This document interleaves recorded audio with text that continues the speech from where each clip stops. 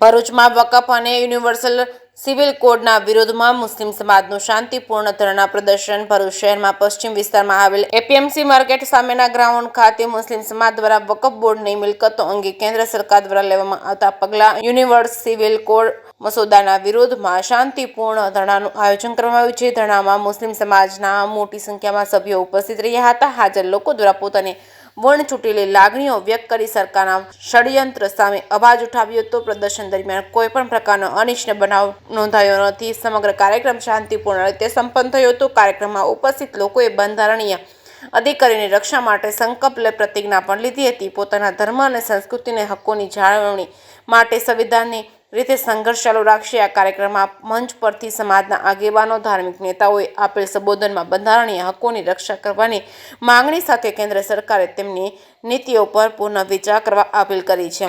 જેકેએસ news Gujarati સાથે કેતન મહેતા, ભરૂચ.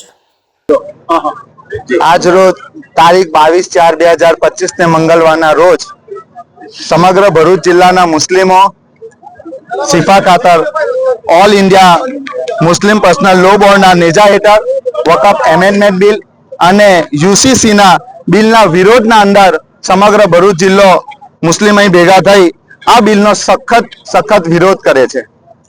રાતોરાત આ ભારત સરકારને મુસ્લિમોની એકદમથી ચિંતા થવા માંડી, પરંતુ આ ચિંતા એમને મુસ્લિમ પ્રત્યે નહીં પણ એમના ઉદ્યોગપતિઓને વકફની જમીન ફાળવણી કરવા માટે ગમે તે ચાલે બાને મુસ્લિમોના ટ્રસ્ટોની પ્રોપર્ટી લઈને એમને ફાળવવાની વાત છે અને આ દેશમાં મુસ્લિમોને લડાવવાની વાત ચાલે છે. આ લોકોએ હંમેશા દંગા ફસાદ કરીને તેમની રાજનીતિ કરી છે. અમિત શાહ જેવા ગૃહમંત્રી પાર્લામેન્ટમાં ઉભા રહીને મુસ્લિમ મહિલાઓને અને મુસ્લિમ ગરીબોની ચિંતા કરે છે. જે સરકાર જેમની પાસે એક સાંસદ નથી આ બિલ પાસ કરવા માટે, કોઈ મુસ્લિમ એક સાંસદ નથી એમની પાસે, તેમને રાતોરાત મુસ્લિમોના હિતોની વાત યાદ આવી ગઈ. આ સરકારને રાતોરાત મુસ્લિમ કેવી રીતે ડેવલપ થાય એની ચિંતા આવી ગઈ.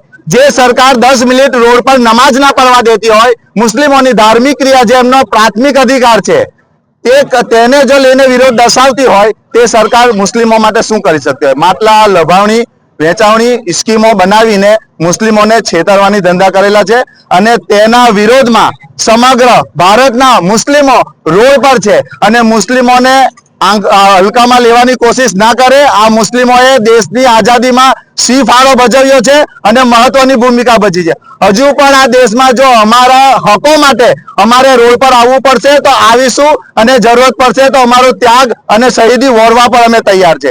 એટલે મારો એટલો સંદેશ છે કે આ બિલને જેમ બને તેમ તેમનું વાપસ લઈ લો. આ મુસ્લિમોના હિતમાં નથી અને આ દેશના હિતમાં નથી.